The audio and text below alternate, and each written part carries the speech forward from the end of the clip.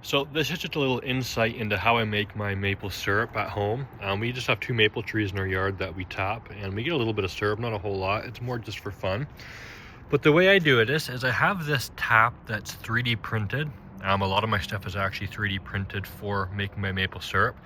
And you're able to just screw a 1 liter pop bottle on here. I believe a 2 liter should fit as well, but I just have the 1 liter and empty it more often.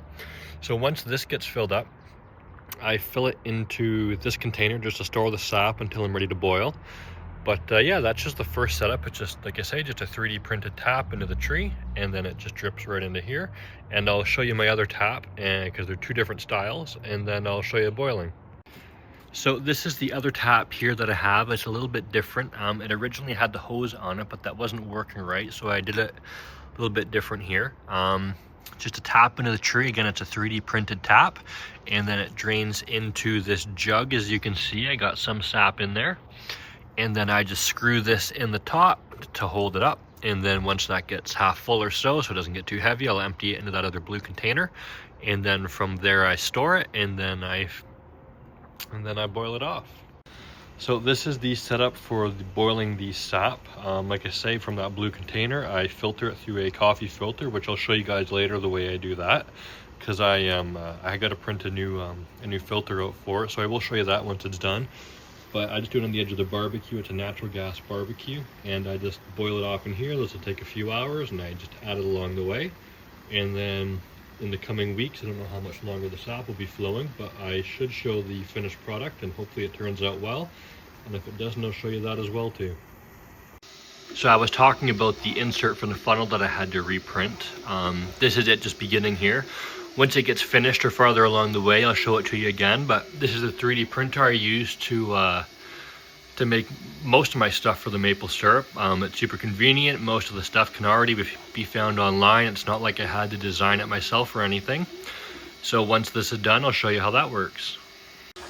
So as you can see, we're partway through our print. This is the insert that will go inside the funnel.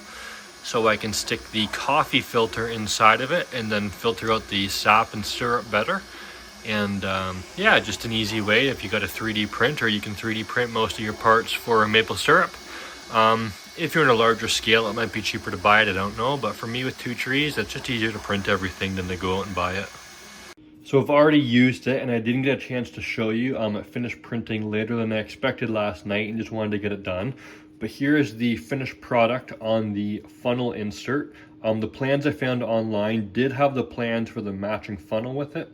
I already have this funnel that works fairly well. Now it doesn't come right to the top of it. The one online would have come right to the top of it if I printed my own, but this worked just as well for me. I didn't have any issues with it, so I'll continue to do that. And as you can see, it just kind of sits in here, gives some room between the middle and the outside. And then with that, let me stick it there as in a bit of an, I don't think that'll hold. But as it's hard to do one-handed, but you just take your material, your filter material, you just stick it in like that. You're able to fill that up and it drains right through. It's just coffee filters. I did have to use a couple of them because they got clogged along the way, but it worked a lot better than the other contraptions I tried doing last year, just trying to, you know, stick this halfway through a jar and put elastics around the top to hold it. This worked a lot better. So if you got a 3D printer, like the rest of, like the rest of my project I have here making maple syrup, it's all pretty well 3D printed. If you have one, I highly recommend printing something like this. And granted, this is only in PLA, so you can't put too hot of liquids in here. Otherwise, you risk melting it. But my stuff was just kind of warm when I poured it in, and I had no issues, no deforming or anything like that. So I'll try to record this the best way for you. I will eventually put this on the barbecue. But you can see the filter sits in here to drain it into there. This is just my first filter of it. I'll filter it after it's been boiled down as well. But I got the filter in here. I just have this sitting up on the edge, and it's hard to do one-handed, but I just I guess I won't be able to record it as I do it, but I just press the button here, it fills out into here and drains right into there. And then I get my filtered sap before I start the boil. You can see it work here. I have this full kind of, and then it just filters out of here into the bottom, and it works fairly well. It goes fairly quick. So we emptied this bottle into here, and then to finish it off, we'll try to get to about 219 is what Google says for the temperature.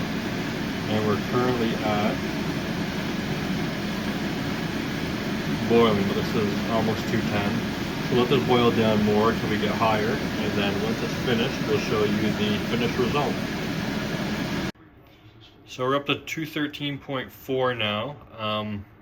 A trick that I just read online to do is you take the boiling temperature of water measured with your thermometer, and then from there you go 7 degrees above whatever that temperature was. So for me, the boiling temperature of water was 208.8 degrees Fahrenheit. So I'm going to go to about 215.8, and then once I reach there, I know it's finished.